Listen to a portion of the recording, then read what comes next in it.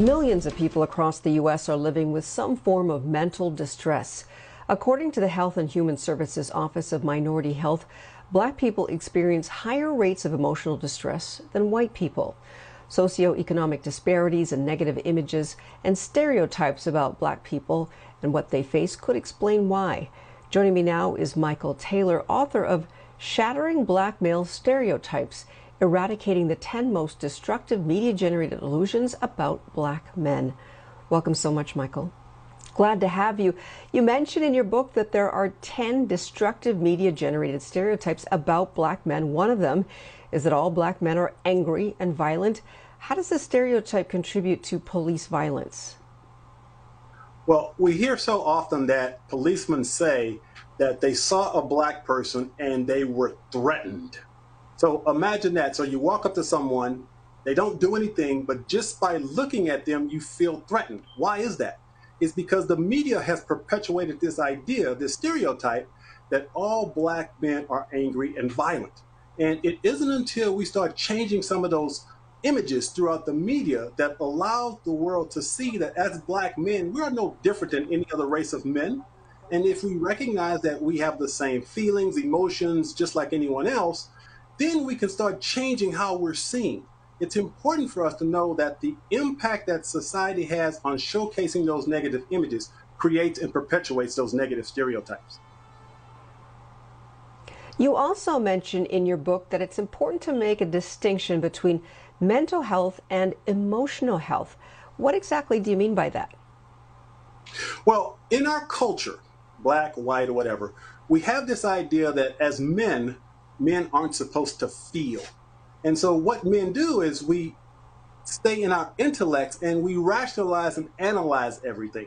So there's a lot of talk about mental health, but I say it's really more about emotional health. Teaching people how to be in touch with their emotions and how important that is. Because once again, as men, we are taught that we're not supposed to feel. And when we see these tragedies on television, a lot of times what we're feeling is sadness, sometimes even fear. But if we don't know how to deal with our emotions properly, then it's usually expressed as anger. So it's important to make that distinction between mental health and emotional health because our emotions generally drive our behaviors. And tell us why you think it's important for Black men to have support networks to help them deal with viewing all of these incidences of police brutality.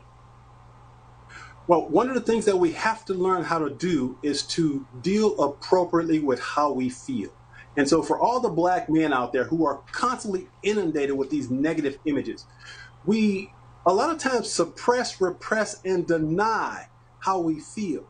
For example, I remember when Philando Castile got killed and my heart was literally broken for 3 days. And I cried. It just really broke my heart. But I have a network of friends who I was able to go to and express that sadness and release that sadness. Unfortunately, a lot of men don't have those resources, but that's why I launched the Shatter the Stereotypes movement, because I provide Black men with resources to support and empower them in dealing with their emotional and psychological health. And you said that you cried. I'm assuming that was literally, and it's okay for men to cry, isn't it? Absolutely. And that's the conversation I think we have to have, especially as men. We must understand that it's okay to feel and to express how we feel. If you listen to the experts, they'll tell you that the core of all addictive behaviors are the result of some unresolved emotional conflict. And so when we learn to deal with that emotional conflict, we can release addictions. We can release those feelings of depression and sadness. But it takes a lot of courage for men to start speaking about how they feel, once again, because our culture has conditioned men to believe that they aren't supposed to feel. And the same thing with the stereotypes, but how can you get rid of these stereotypes? Well, one way to do that is to create a network of like-minded people who are committed to empowering each other to deal with the images that we see on a regular basis. In terms of the system itself, I think it's important for the media to take responsibility to showcase and highlight positive stories, especially about Black men. Because right now there's this, one of the stereotypes I talk about in my book is that the stereotype is that Black men are an endangered species. So a lot of young black men, unfortunately, when they see these police brutality stories, they buy into this illusion and they feel hopeless and powerless and they don't think that they can succeed. But the truth is, that's just a media generated narrative.